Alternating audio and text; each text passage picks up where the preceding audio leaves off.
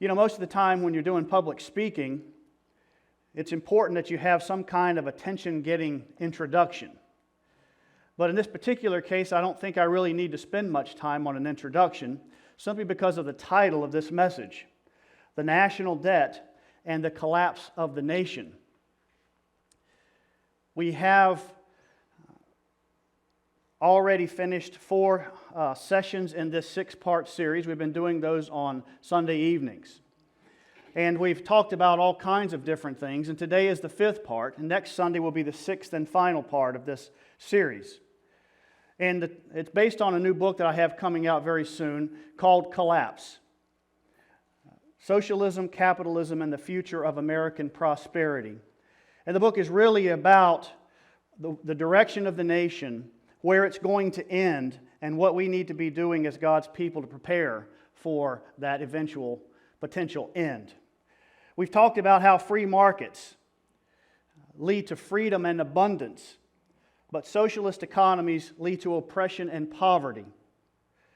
We've talked about the fact that the rich are not always evil, and the poor are not always good.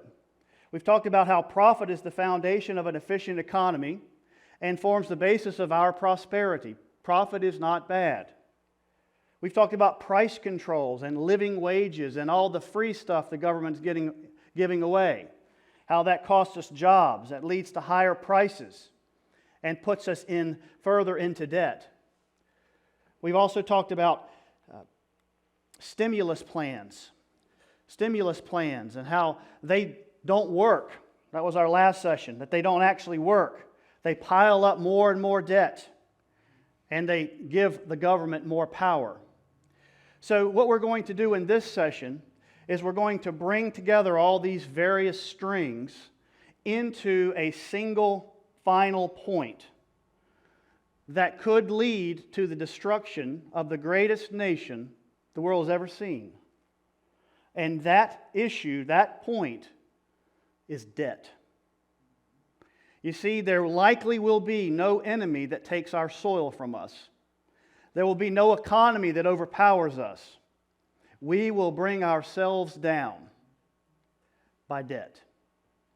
So that is what we want to talk about today: the national debt and the collapse of the nation. So we'll do 2 things. We're in chapters 9 and chapter 10 of the book. First, we'll talk about the time bomb that is the national debt. The time bomb that is the national debt. We'll review the debt. I'll give you some numbers, I'll give you some specifics, and talk to you about where all this is headed. I'll even lay out a plan for us to get out of debt and why I think we probably will not do that.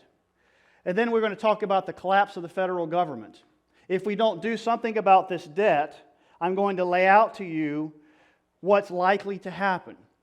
Now, I have not received any divine revelation from God on this point. He has not shown up to me in any dream or vision and said, "Wes, this is what's going to happen here in the future."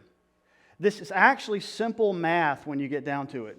Once you understand what the situation is, and then you do the math, it becomes obvious where we are headed.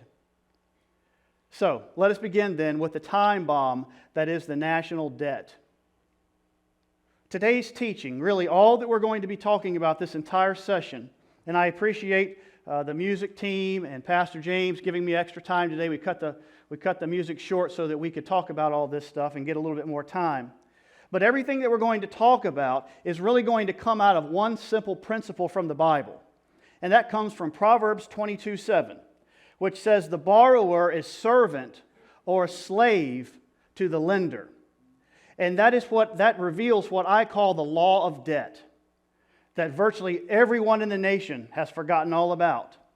The law of debt is that you cannot borrow forever. It is a universal law. It is as much a law as gravity is a law. You cannot keep borrowing and borrowing and borrowing and borrowing. The law of debt says that if you keep doing that, if you do not manage your debts, at some point they will just become your master and they will eventually destroy you. Now, that is what the Creator has said about debt. I think that's worth listening to, don't you? So everything that we lay out here is really just coming out of this principle of the law of debt and helping us to see how this is applying to our nation right now and to all of us, and where it's going to lead if we don't make a change. So let's talk about some terms and the process of the government borrowing debt. You may have heard of the terms deficit and debt. Well, there's a lot of confusion about what the difference is. A deficit is how much the government goes into the hole each year. So if the government brings in $2 and it spends $3, then $1 is the deficit. You see that? That's every year. Deficits refer to yearly going into the hole. The debt is the summation, the total of all the deficits. So if you go into a hole $1 a year for 10 years, the deficit is $1 a year, but the debt is what? 10. All right, that is the difference. Now, the federal government borrows money differently than you and I borrow money. They don't go to the bank and get loans. They issue what are called bonds. And bonds are essentially something that you buy, anyone can buy, and you pay a price for them. Let's say you buy a bond for $100. The government takes that money and it uses it to do whatever it wants to do, and it pays you interest. It might pay you $2 a year for the life of that bond, and then at the end, it gives you back the $100. That's called principal. So it takes that money. So you buy bonds. These are issued by the Treasury Department. They range from 4 weeks, which are called T-bills or Treasury bills, all the way up to Treasury bonds, which can be 30 years in length. They're issued by the Treasury Department, and what the Treasury Department does is they actually have online auctions. So people from all over the world go and bid on these bonds to buy them, sort of like a big eBay for debt. And they have hundreds of these a year. And if you're wondering why some of you may already have some stimulus money from the stimulus that was passed last week, you say, well, gosh, how did I get that money so quickly? Some of you are going to have it, this week. It's because the Treasury Department has already been going ahead and issuing bonds so they can bring that money in and give it to you. So that is how we get into these debts. That's how we get into those holes. Let's look at the details on the debt. Now, what's fascinating right now is that it's hard to keep up with it because it's going so fast. The numbers that I'm going to give you, I'm going to base all the numbers here and the numbers in the book from December, just December. And it's March. But these numbers are trillions off at this point because of how much money we've been borrowing. Right now, as of December 2020, the total debt of the United States government was $27 trillion. That's $2,700 billion. 27 trillion as of the end of 2020. Now, in the last 10 years, we've accumulated almost half of that just in the last 10 years. This is a table that shows you from 2011 to 2020, 10 years, the deficits in trillions. Remember, that's just how much we're going in the hole every year. The total at the bottom, and then the interest in the far column. Now, I'm not going to go through all those numbers. You can kind of just look at it, and you can see that we've gone $12.3 trillion in debt in the last 10 years. It took us about 200 years to get to 5 or 6 trillion. Okay? And in 1 year, last year, 3.7 trillion in the hole. We'll probably get very close to that again this year. But what I want you to notice here, 12.3 trillion in the last 10 years, and this is interest. This is interest that we have paid, not on this deficit, but on the total amount that we had outstanding at that time. So, for example, in 2011, we went at 1.3 trillion in the hole, but we paid 423 billion in interest on the total debt that we had. So, $423 billion in interest. But what I want you to notice here, and this is going to become very important as we start talking about the math of where we're headed, is that we have almost 5 trillion in interest in the last 10 years. That works out to 40% of all that we've borrowed in the last 10 years has been interest on what we've borrowed. So we're in the unthinkable position of borrowing to pay interest.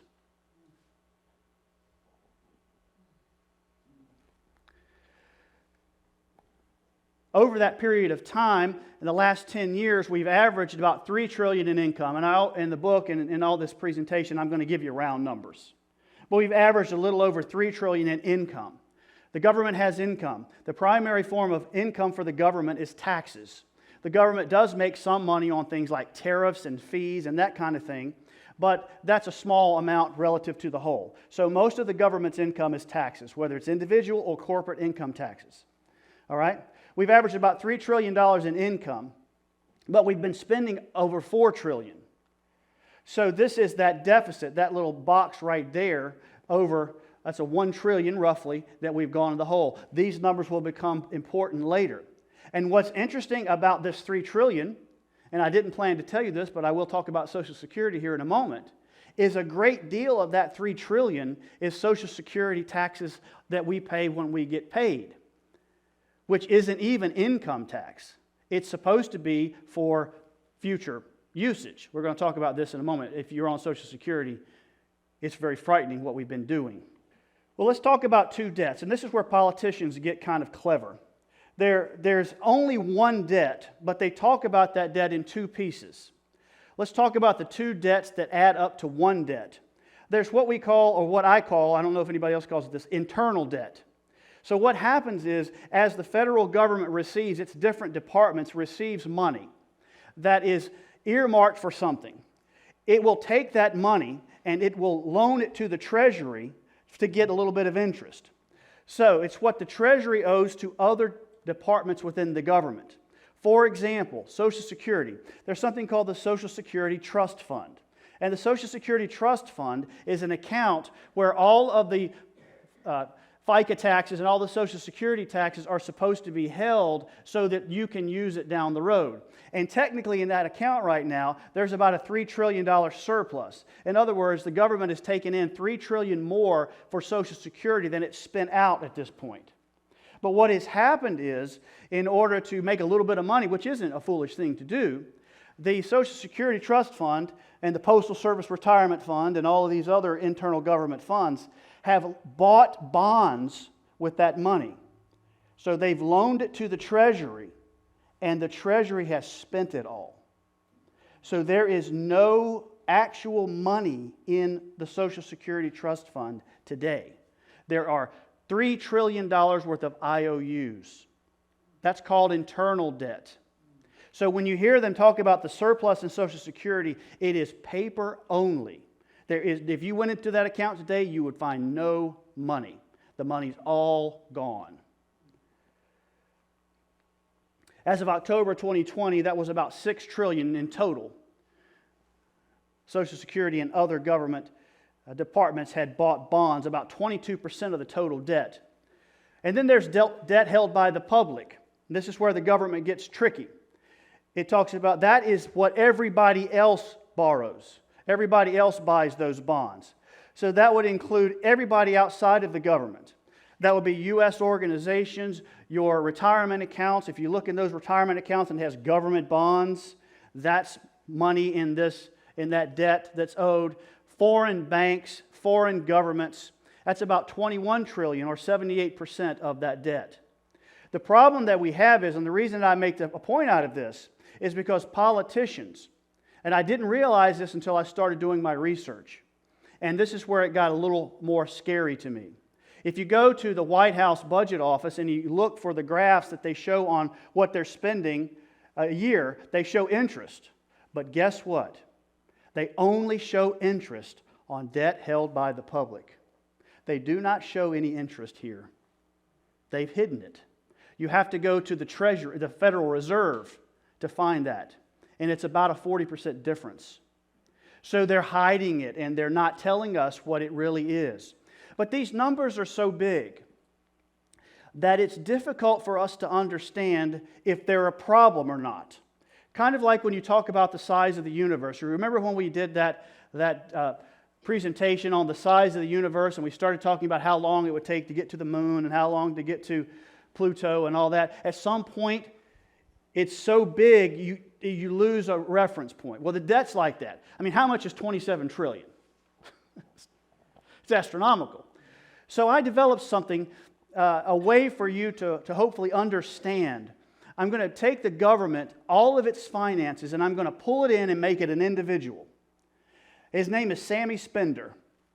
It's Uncle Sam's son. He's Sammy Spender.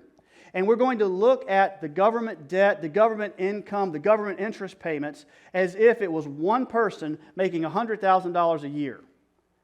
And then we can start to understand what a problem we have. So let's look at Sammy Spender's financials. Sammy Spender, he makes $100,000 a year. Now remember, this is just in December. All right? But he has $900,000 in debt.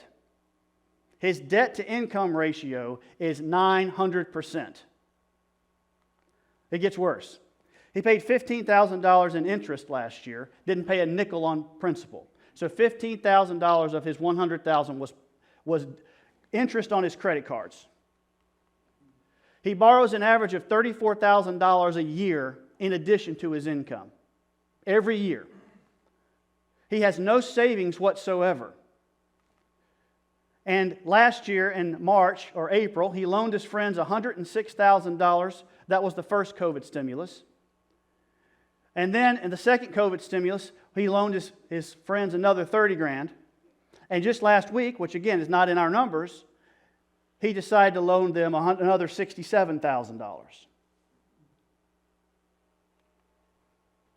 In 10 years, and this is just playing out the numbers, it'll be worse than this because of the spending that's going on now, he will be $1.2 million in debt.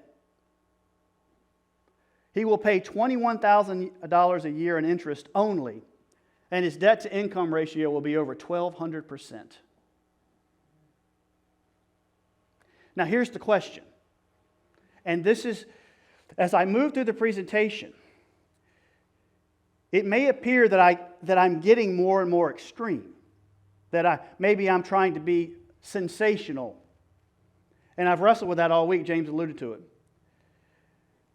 But if you follow me and you understand each point along the way, you see where this is really headed. What is going to happen to Sammy?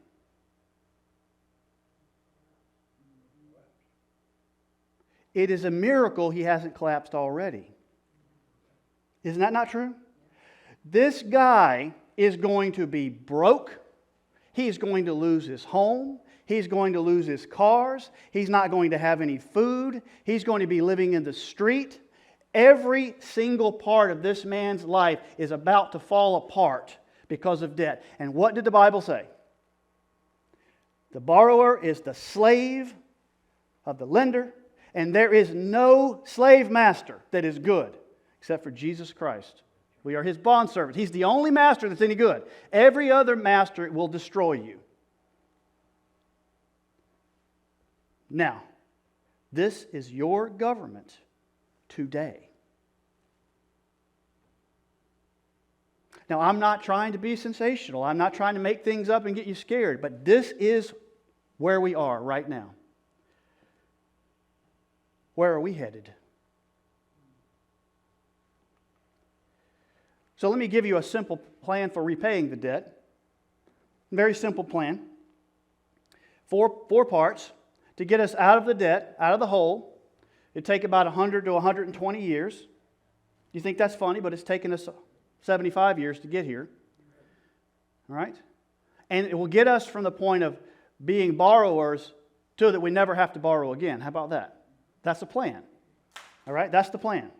Quickly. And don't worry about the details. I'm just going to lay it out for you very simply. First of all, balance the budget in the next 10 years. That $3 trillion and $4 trillion, get them even in 10 years. Take 10 years to get your income up and your spending down, because in economics, if you do all that at one time, you'll blow the economy up. All right? Take 10 years to do that. All right? Now we're back to even. In the next 10 years, create a $500 billion, a $500 billion surplus. Reverse it, in other words. Okay? So we take 10 years to get it even. Then we take 10 years to get it where we have some money to pay on our debts. All right? That's easy. And then maintain that $500 billion until the debt's paid off, which will be 70, 80 years, depending on how you do it. All right? You get your spending in line, and then build a savings of 1 year of GDP. In other words, our national economy is about $20 trillion. So keep saving that money until we get $20 trillion in an account somewhere. And I'll manage that account if you want me to. Todd and I will. Can you imagine the tacos we can eat with that? If we do that, You see, well, you think the government, it's too big. No, it's not. It's simple math. Now, getting it done is complicated. I'm not saying that it isn't, but the math is the math. Right? If you were in a hole, that's what you would have to do. Reduce your spending, increase your income until you got your debt paid off. That's what Dave Ramsey would tell you to do. All right. Let me give you the reasons that this won't happen. And this is where you start to see, and we're going to talk about this next week, God's judgment. Because it's an easy thing to figure out how to fix in terms of just the basic math, but I believe God has said no.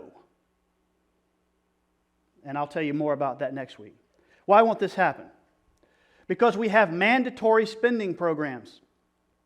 In other words, we have laws in place that require us to spend a ton of money. Social Security right now is about $3 trillion in the surplus. But they estimate over the next 75 years that Social Security will cost $15 trillion. Now, we also have Medicaid and Medicare. We also have Obamacare. These are laws. So you have to change the laws in order to change the spending. But we have those already in place. So it's not very unlikely that your spending is going to go down. Your spending is going to have to go up. Okay? So that's a problem, isn't it? All right, you say, well, we can fix that, can we? Let's see if we can fix that. Limited revenue potential. Alexandria Ocasio-Cortez, you familiar with her? Yeah. Evil liberal congresswoman. Foolish woman, doesn't know what she's talking about. She promotes a 70% tax on the rich. And one of the worst ideas that floats around is that you can tax people at 70% and get tax revenue up. It doesn't work in free economies. And let me show you why. There's something called the Laffer curve. And it's not Laffer like ha ha ha ha. It's Laffer. All right? Now I'm going to give it, it's really simple. Don't get concerned about a graph. But essentially what has been shown through research is that in a democratic economy where people are free to make choices, as you raise the tax rate, the income the government gets out of that increased tax starts to level off and then go down. Why? Because at some point, if you tax me too much, I'll just stop working. At some point, if you tax me too much, hey, I'm a billionaire. I'll figure out a way to get around it. And don't forget that most Congress people are millionaires. So there are always loopholes. And they're there for them and their buddies. The Laffer curve just shows that. So we have tax revenue here. In other words, how much tax money you can get going up from 0 to up. You like that? That's technical. 0 to up. And then over here on the bottom, you've got the tax rate, like 0 to up. So as you increase the tax rate, you see we start to hit a top and then we start to go down. So the misnomer is that we can just raise taxes and pay off our debt. Won't happen. And AOC has no idea about this. Another thing is, because of socialism, the socialist policies that we're starting to adopt, the economy is going to slow down and shrink anyway. I mean, what happens when you double the minimum wage? You raise prices. And the law of demand says when you raise prices, people buy less. When people buy less, the economy shrinks. It's really very simple, economics. So we can only get so much. That's why I said you got to take 10 years and start to do this slowly, because you can't just tax your way out of it. So we have limited revenue. And then finally, and this is the real stickler, lack of political and social will. What in the world is going on in Washington, D.C.? I mean, it is, our politicians are so childish, their bickering is so extreme, that last November, the Republicans are all for borrowing more money. And now all of a sudden, they're not for borrowing money anymore. Last November, the Democrats were all against borrowing money. And now they're all for borrowing money. We can't get anything done in our Congress. We bicker and fight so much, we kick the can. You heard that old saying? We're kicking the can down the road. And what about our people? Do you think our people are going to go for less spending by the government? You think our people have been promised to get their student loans paid off? You think they're going to go for that? The people want more from the government. They want more free money, more free stuff. So these three things, in my mind, guarantee that the government will not change its spending or borrowing habits until it is too late. We won't do it until we're forced to do it. But the problem is, as I will show you, is these things happen quickly. When this thing blows up, it does it fast. It doesn't take 10 years for it to happen. It's just an overnight kind of thing when this all hits the fan. So what does that mean? Now I'm trying to keep you with me. I showed you Sammy Spender and we concluded this guy's going to destroy himself and it's not going to take that long. And I think we can agree. And we look at the country and the political system and the taxes, we look at all the economic rules and we say, what's going to happen? There's no way we're going to address it. We're not going to address it. You see, these Democrats, these liberals, they think they got control of something valuable. But you know what they got? They just got the helm of a sinking ship. And they don't know it. That's what the numbers show us. We are headed for a collapse.